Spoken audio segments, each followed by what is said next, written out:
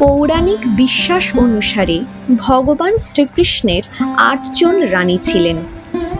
তাদের একজনের নাম ছিল জামবন্তী, যিনি ছিলেন নিষাদরাজ জামবন্তের কন্যা।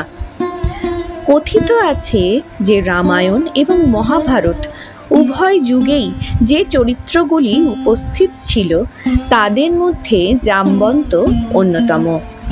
পুরাণে কথিত আছে যে একটি মূল্যবান রত্ন জয়ের জন্য শ্রীকৃষ্ণ এবং জামবন্তের মধ্যে ২৮ দিন ধরে যুদ্ধ হয়েছিল, কিন্তু যুদ্ধের মাঝখানে জামবন্ত শ্রীকৃষ্ণের রূপ চিনতে পেরেছিলেন।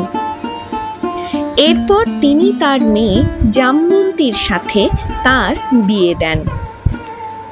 শ্রীকৃষ্ণ এবং জামবন্তীর পুত্রের নাম ছিল সাম্বা। তিনি খুব আকর্ষণীয় ছিলেন। তাকে দেখে শ্রীকৃষ্ণের অনেক ছোট রানী তার প্রতি আকৃষ্ট হন।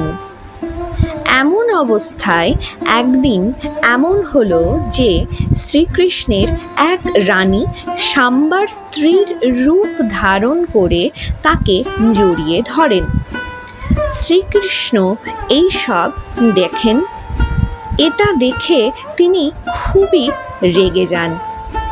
ক্রোধে তিনি তার নিজের পুত্রকে কুষ্ঠরোগী হওয়ার জন্য অভিশাপ দেন এবং তার মৃত্যুর পর তার স্ত্রীদের দস্যুদের দ্বারা অপহরণ করা হবে এমন অভিশাপও দেন।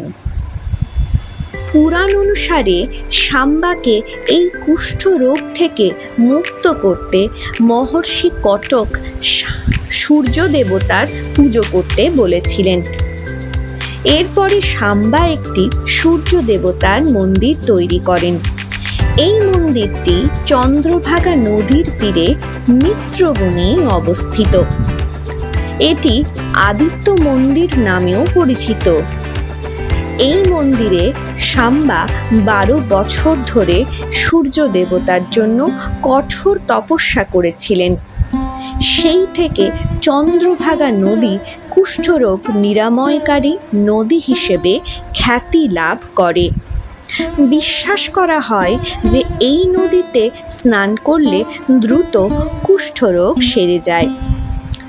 বন্ধুরা, গল্পটি ভালো লাগলে অবশ্যই লাইক করুন, আর এই ধরনের আরও ভিডিও পেতে চ্যানেলটি সাবস্ক্রাইব করুন। রাধে রাধে।